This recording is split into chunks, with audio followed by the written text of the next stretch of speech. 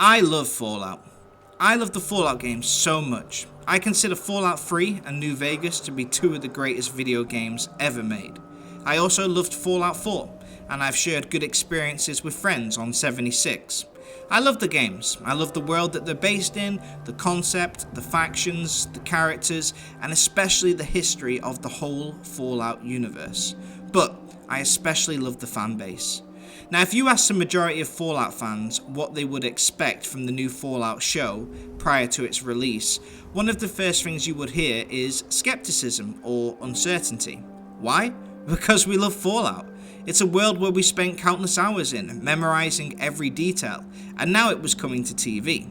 So we knew it would be about Fallout, it would have its name, it would wear its logo, but would it be our Fallout? For years, a lot of people have looked down on others who play video games, referring to them as childish or a waste of time. We've probably all seen the TikTok videos of some successful business guru claiming that if we're still playing video games after the age of 8 that we're wasting our lives away. But that same person will still watch television shows. So in a way, they're still consuming media, just in a different way, and then they feel they have the right to judge. Now, I completely disagree with that statement, as I'm sure you can imagine, but with that being said, the TV crowd wants different things to what a video game crowd want, or so we're told. Now, when the Witcher series came out on Netflix, director Lauren Schmidt-Hissrich had two versions to base the material off. She could go for the books or for the video games. The books have a huge following, as do the games. She decided to do neither, and she made it for more modern audiences, i.e. TV viewers. She disrespected the fans of the books and the games, knowing that they would be upset, and made the show whilst aiming to please a completely different fan base who may have not heard of The Witcher. It completely backfired, and that's a video for another time. But the point is, they took a video game or books brand and they completely betrayed the fans that have made it so successful in the first place. So when we saw the Fallout advertisement for the Amazon TV show, all the fans of the game were generally fearful that the pattern could repeat, that the show would completely veer away from the video games in order to please another audience. But this, thankfully, is not the case. The Fallout show is completely committed to the Fallout universe created in the video games, and as a result, they have created one of the most successful TV shows of our time. The Last of Us decided to do the same, sticking primarily to the main script of the game, veering every now and then, and as a result, in came the 5-star reviews. For years, video game players like myself have told the non-gaming world how good these current games and their stories are. The TV show is our chance to show them everything that we said is true, and that the world is worth spending time in. When a show like The Witcher betrays all of this, it ruins it not just for the fans, but it destroys the chance for those same fans to share their love for their favourite title with potential new fans. The Netflix Witcher is not the Witcher I've told all my friends to try. It's not the Witcher that I love. They took the brand that we loved and made successful, and then they tried to convert it into something different for a TV audience. Almost as if saying that we might love the Witcher game, but we have bad taste. Our taste is less than that of a sophisticated person. Thank God it failed. Anyway, sorry, this is a very passionate Witcher fan speaking right now, but this is about the Fallout show. So allow me to explain why the Fallout show is so respectful to its fans and why it worked. Side note, if you're new here, please consider subscribing. I'm a new channel and every person who subscribes means the world to me. Thank you. Now back to it. Also, there will be minor spoilers ahead, so if you want to keep the show 100% secret until you watch it yourself, consider exiting now and coming back after you've finished it. So, starting with the main story. In Fallout 3, 4 and 76, our main playable character starts out in a vault. We're a vault dweller who exits the safe space underground and goes above to enter and witness a world that is completely different from the one we know today. After the bombs fell, the entire world is destroyed. New monsters have manifested and it is not safe out there. That's how the story started in all the games besides New Vegas. The Fallout show copies this exactly, bringing in our main character Lucy. She's raised in the safety of the vault, believing everything is great and everybody can love each other and respect one another. She's a relic of the old world. She's a complete unknown to the dangerous world above, and she's completely ignorant of it.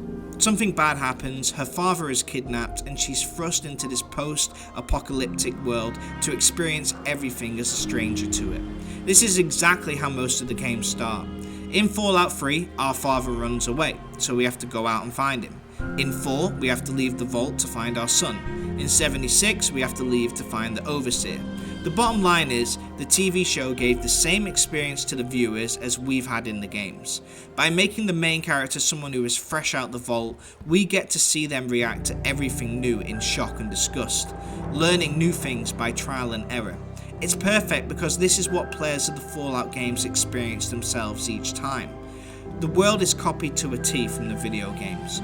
From the beautiful sets, to the factions that exist, the monsters that lurk, it is exactly as it appears in the game. The Brotherhood of Steel are introduced, and it is left to the viewers to sort of figure that out. Now, the fans of the game know all about this group, as they've interacted and completed many missions with this group in the games. I love the fact that the TV show doesn't over-explain things. A lot of video game TV adaptations would consider the crowd completely out of the loop on all the background of the game's world, and they begin at such a slow pace, explaining everything for the new viewers to make sure everyone's on the same page. The Fallout series does not do this. As fans of the games, we know all the answers and we can fill in all the gaps. For people who haven't played the games, they need to do some research or ask questions if they are to fully comprehend or create the full picture.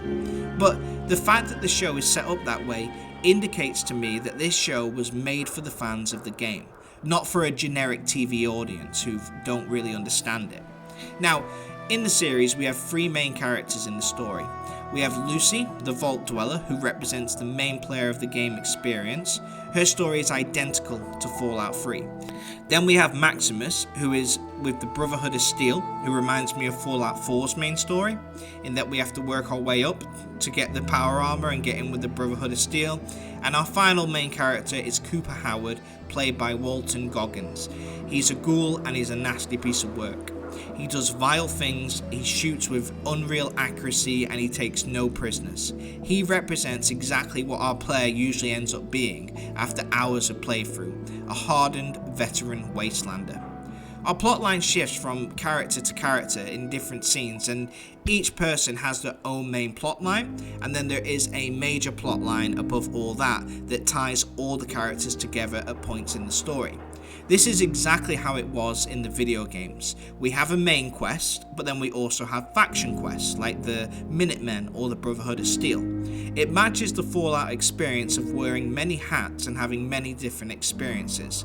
Every fan of the game should relate with at least one character, if not all of them. Each episode will also throw in some random interaction or experience. As Cooper says, "Thou shalt get sidetracked by BS every time." This is a quote to the fans of the game. We all play Fallout with a destination in mind, but it's the adventure on the way that makes the game so special. We know we need to get from point A to point B, but on the way, we have point C pop up, and then D, and then the next thing we know, we're involved in some crazy plotline that we never had any intention on taking part in when we set off. That quote is for us, and the show manages to capture this feeling too. The characters are on the way to get somewhere, but some crazy optional side quest will pop up and interfere. Take, for example, Lucy's interaction with a farmer. It's silly, it's goofy, and it's meant to be comedic.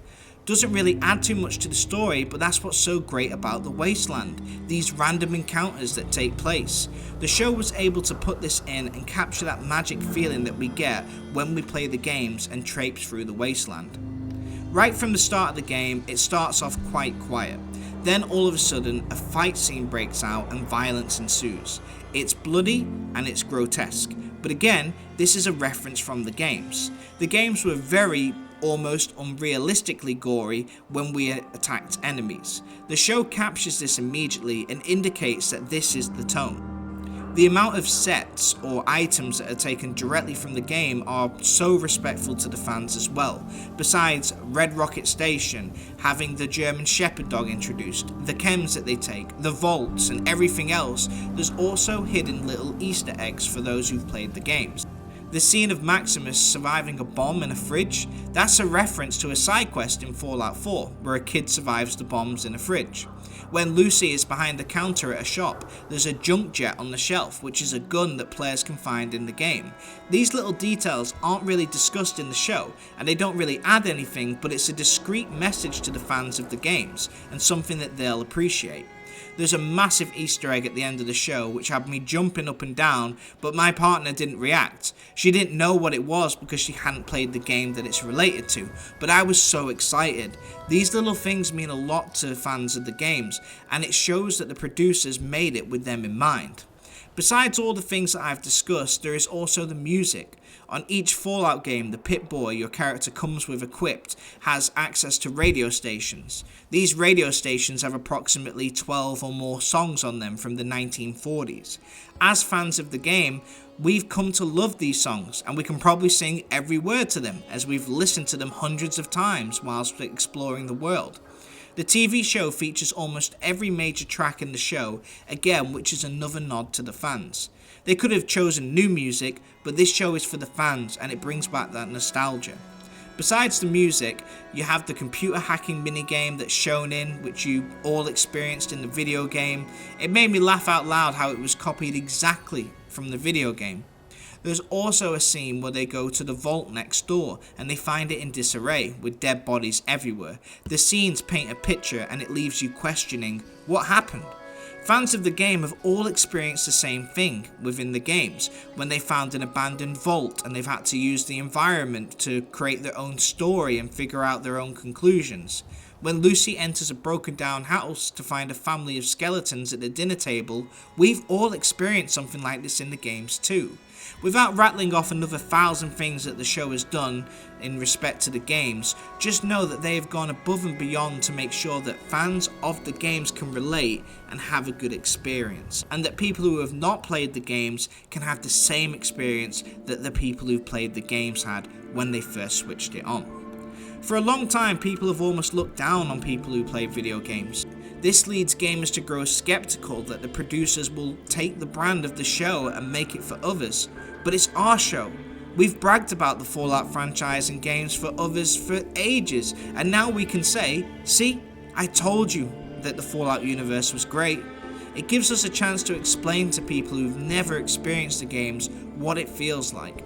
Now contrast this to The Witcher, who decided to write their own version of the story opposite to both the video games and the books that it was based on.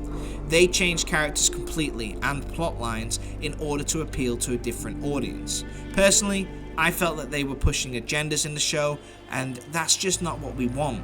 I won't go into how they destroyed each character, maybe that's another video I'll do in the future, but let's just say they made serious changes which backfired tremendously. We loved the world of The Witcher, and we wanted to see it come to life so people who haven't read the books or played the games can experience those awesome feelings the same. But no, they rewrote it for a modern audience, changing almost everything about it. In the end, the main actor left, the viewings tanked, and the show was cut from 8 series to just 5, if it even gets that far.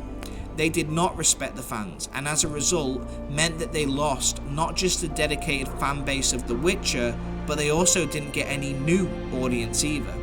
The Last of Us TV show and Fallout have made their TV shows just like the video games, and what do you know?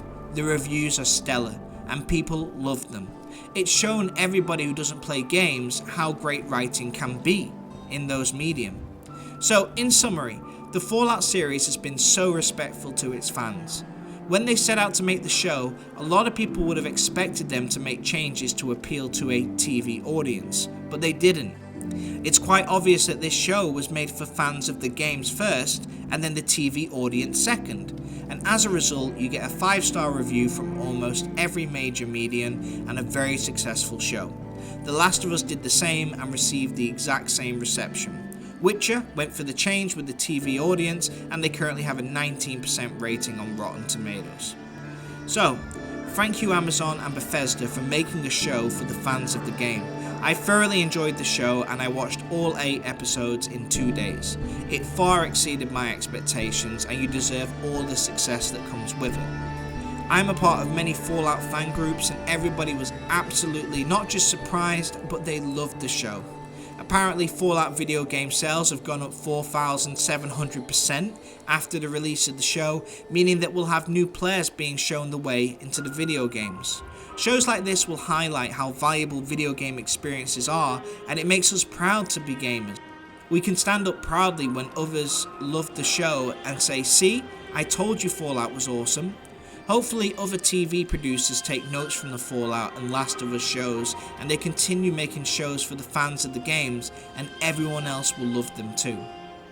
Anyway, that's it for this. What do you guys think? Fallout players, did you enjoy the show as much as I did? First timers to the series, are you now playing a Fallout game for the first time? Are you enjoying it? Let me know your thoughts in the comments, and if you're new here, please consider subscribing. I'm Av Gaming, where we do video game analysis and reviews, identifying what makes great games great and what could make good games great as well. Thank you for watching. Av out.